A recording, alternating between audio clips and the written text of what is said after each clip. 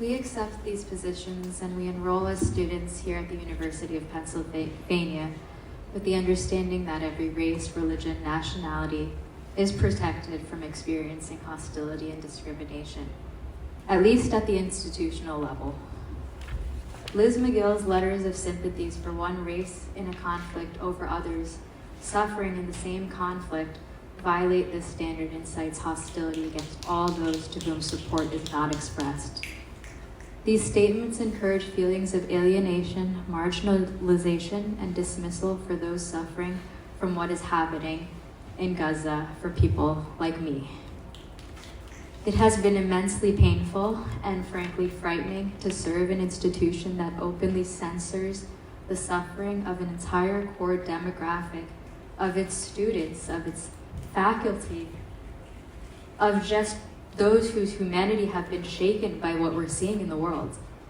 Let me be clear, we witness war crimes committed against the Palestinian people amounting to nothing less than genocide by every definition and calculation of that term. I probably don't have to repeat the numbers. I mean, the last I checked, it was 15,000 civilians and over 6,000 children that have been murdered in the span of 50 days, which I'm sure is going to continue to grow, but that number alone should make you pause. There's so much depth to the horror we see against the defenseless that words don't exist. I don't think enough words exist, or there are the right words, to capture this level of nightmare that we witness.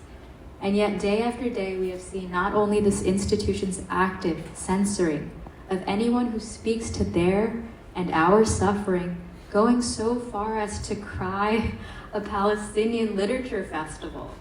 That's just one example. I mean, there's been numerous. I think just recently, like, a film was banned, but I mean, it just goes on and on about how insane it's become. They continue to misuse the label of anti-Semitism while normalizing Islamophobia.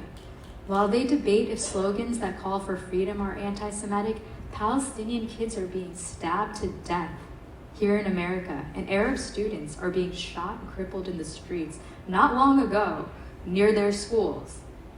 And how is it that there's silence on this? It's hard to understand how we read letters day after day talking about slogans and interpretation of these messages that we see, and kids are being killed because they're Arab, and we don't hear anything. It's maddening. I mean, there is probably no greater show of racism. There really isn't. I haven't seen a better display of racism than this.